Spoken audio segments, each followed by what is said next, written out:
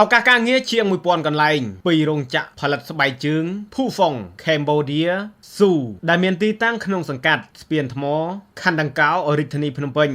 រោងចក្រត្រូវការជ្រើសរើសកម្លាំងពលកម្មបន្ថែម1000នាក់លើមុខតំណែងផ្នែកតុកាត់ផ្នែកម៉ាស៊ីនដេរផ្នែកផលិតផ្នែកដំបាតផ្នែកវេចខ្ចប់ផ្នែកត្រួតពិនិត្យគុណភាពផ្នែកបកប្រែភាសាចិនផ្នែកស្បែកជើងគំរូផ្នែកផ្សេងជាច្រើនទៀតអត្ថប្រយោជន៍ដែលទទួលបានប្រាក់ខែគោល$208លុយរង្វាន់ទៀងទាត់$15លុយបាយថ្ងៃត្រង់$10ក្នុងមួយខែលុយបាយបន្ថែមម៉ោង2ម៉ោង2000រៀលលុយរង្វាន់កម្រិតចាប់ពី A B ពី40ដល់$60ប្រាក់ខែគោលពេញសិទ្ធ$209លុយធ្វើដំណើរនិងស្នាក់នៅ$13លុយសហការ$5ប្រាក់កិច្ចសន្យា 5% ប្រាក់បំណាច់ឆ្នាំ18ថ្ងៃសម្រាប់បងប្អូនដែលចាប់អារម្មណ៍ចង់ធ្វើការក្នុងរោងចក្រផលិតស្បែកជើង Phufong អាចសាកសួរព័ត៌មានបន្ថែមទៅទីភ្នាក់ងារជាតិមុខរបរនិងការងារ NEA តាមរយៈលេខទូរស័ព្ទ077 232